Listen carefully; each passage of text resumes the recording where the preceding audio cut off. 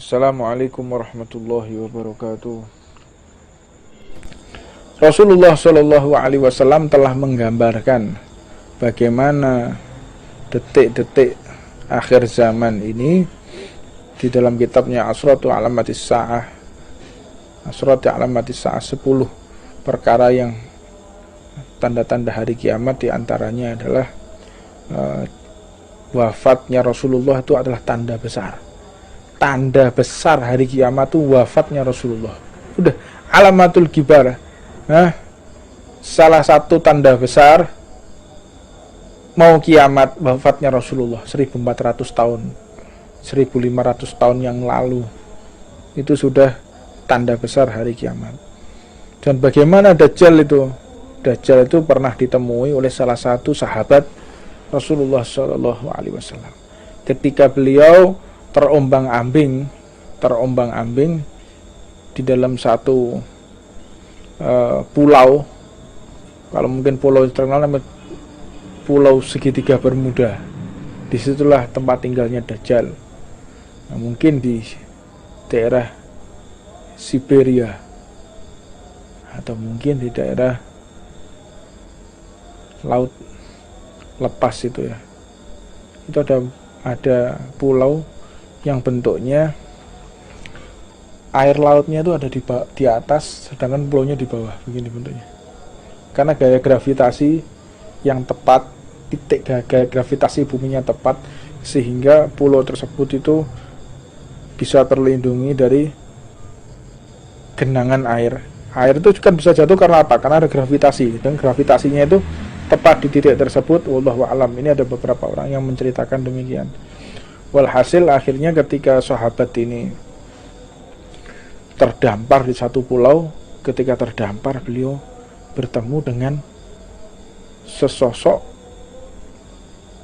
makhluk yang bulunya itu sampai menutupi mata, menutupi mulut, badannya bulu semua, satu badan itu bulu semua, tangan-tangannya semua bulu semua, tertutup. Kalau mau ngomong buka dulu gini, kalau mau ngelihat dibuka gini dia. Siapa engkau? Ana al-jasasah, aku Jud wa Ma'jud. Jud wa Ma'jud itu diriwayatkan nanti kalau dia keluar, dia akan makan semuanya. Pohon dimakan, tembok dimakan, air laut diminum, pasir laut dimakan, aspal dimakan sama dia. Apa sih maknanya? Koruptor loh. Kalau kita mau definisikan koruptor, aspal dipangan, ya tembok ya dipangan, ya pasir laut juga dimakan, digali pasir lautnya, dijual ke negara lain untuk memperbesar wilayah negara lain. Tuh sampai kayak gitu loh. Gali pasir dijual ke negara orang lain untuk melebarkan wilayah. Ada berapa pulau tuh yang diambil untuk memperlebar wilayah. Sampai kayak begitu. Ya mungkin itu tentara-tentara Jud wa Ma'jud, para koruptor. Tembok aja dimakan sama dia. Temboknya dimakan, aspal dimakan, kawat dimakan, kelihatan besi dimakan. Para koruptor. Kalau itu bilah min dzalik. Ini katakan, siapa engkau? Kalau kau ingin tahu aku siapa, itu berangkatlah engkau ke kuil itu. Ke kuil itu engkau ke sana. Jalan akhirnya. Siapa yang ada dalam, kamu tanya aja. Orang dalam kuil itu adalah kepala kami. Ketua kami. Maka akhirnya beliau pun, sahabatnya Rasulullah ini menuju ke kuil. Ketika menuju ke kuil, dan ini pun disampaikan oleh Rasulullah ketika dalam satu khutbahnya, Nabi Muhammad menyampaikan cerita ini. Jadi sahabat ini akhirnya bertemu dengan seseorang yang lagi dirantai. Dirantai posisinya seperti ini. Dirantai kayak gini. Dirantai begini kakinya sama sini. Dan jangan juga kalian duduk tuh kayak begini. Jangan duduk begini. Orang duduk begini ini duduknya orang yang akan diazab di neraka. Orang duduk begini nih. Iki lek jere wong Jawa ono ngalup. Duduk ngalup mati tok gak ngalup, dimurkai oleh Allah. Orang duduk begini nih. Ini duduknya orang yang ngantri mau ditendang sama malaikat masuk ke neraka. Duduknya kayak begini semua. Paling enak emang ya. Lungguh kayak gini. Ya iku lungguh wong diazab sak neraka modele kayak ngono. Kayak gini. Dan juga jangan sekali-kali kita begini. Jangan begini. Kenapa begini nih? Pernah Rasulullah itu berdoa, ya Allah, jadikan salah satu Umar untuk engkau dapatkan hidayah. Yang pertama yang dipilih adalah Umar. Siapa? Abu Jahal. Abu Jahal jenenge Umar. Maka ketika hidayah masuk, kebetulan Abu Jahal tangannya begini. Keluar lagi hidayah, akhirnya masuk kepada Sayyidina Umar bin Khattab. Padahal yang pertama kali dipilih untuk mendapatkan hidayah oleh Allah adalah Abu Jahal tadi. Maka keluar masuk ke dalam Umar bin Khattab. Makanya jangan seperti ini. Wis ngene lho, gue ngene mana? Double lagi malah. Nah, membuat orang akhirnya tidak dapat hidayah. Enggak ngerti. Faliyatubillah min dalik. Dan akhirnya melihat orang yang lagi makan. Rantainya dimakan. Tumbuh lagi. Dilihat. Makan rantai, tumbuh lagi. Tanya. Siapa engkau? Jangan tanya siapa aku. Aku yang mau tanya kepadamu. Apakah engkau umatnya Nabi yang lahir dalam keadaan yatim? Ya. Apakah Nabi tersebut sudah lahir dalam keadaan yatim? Iya. Apakah Nabi itu lahir di Arab, bangsa Arab, dari orang Arab? Iya. Lahirnya di Mekah? Iya, betul. Apakah dia diusir dari Mekah sehingga hijrah ke Madinah? Iya, betul.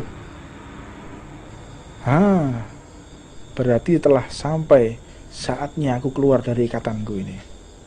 Siapa engkau? Ana Al-Masih. Al-Masih siapa? Ana Dajjal. Aku Dajjal. Sebentar lagi saya akan keluar.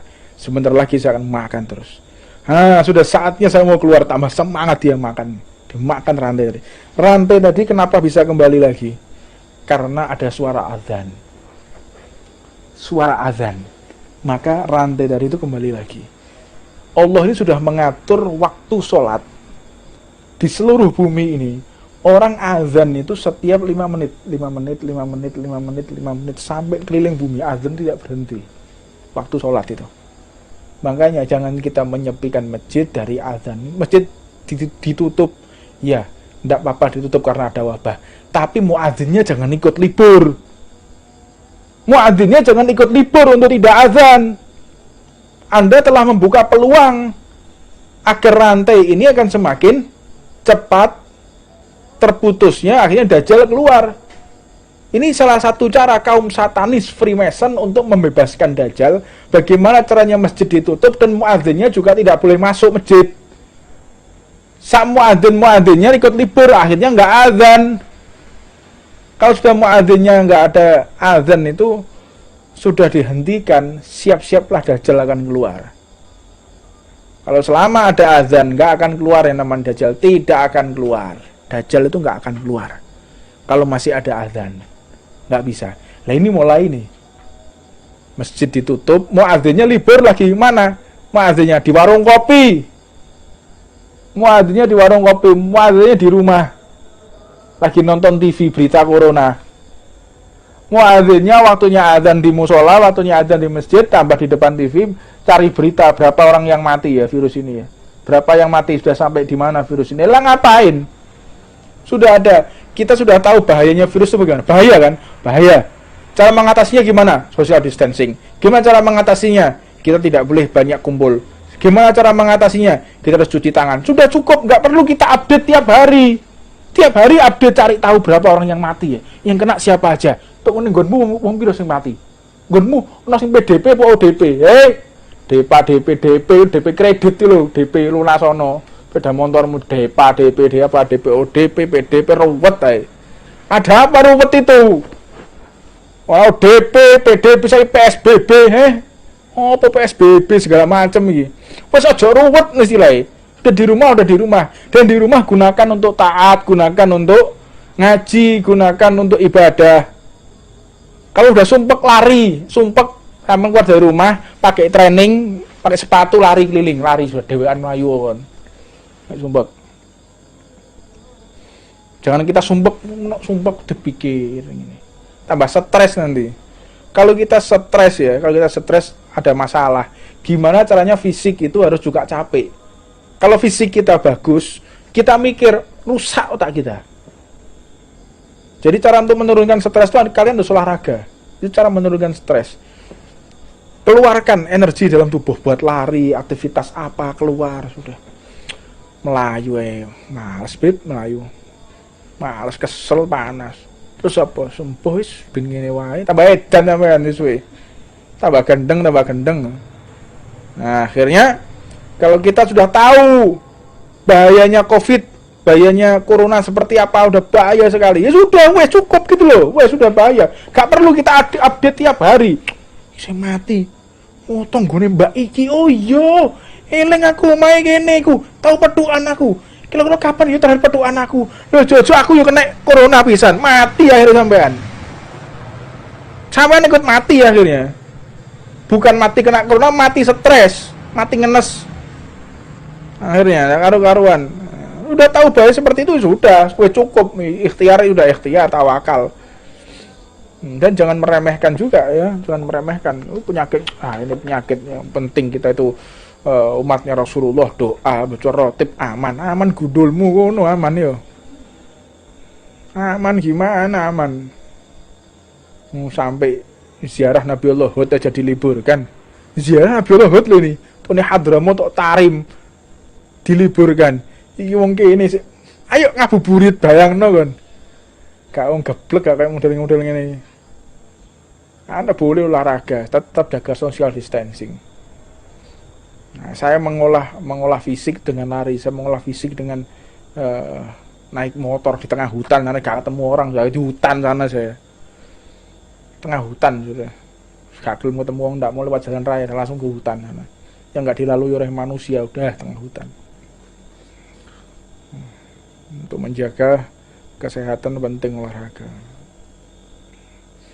Ya, muadzinnya jangan libur, azan tetap azan, kunci aja masjidnya, azan tetap. Dan Rasulullah pun mengatakan, hadza thayyibah. Ini Yastrib ini thayyibah.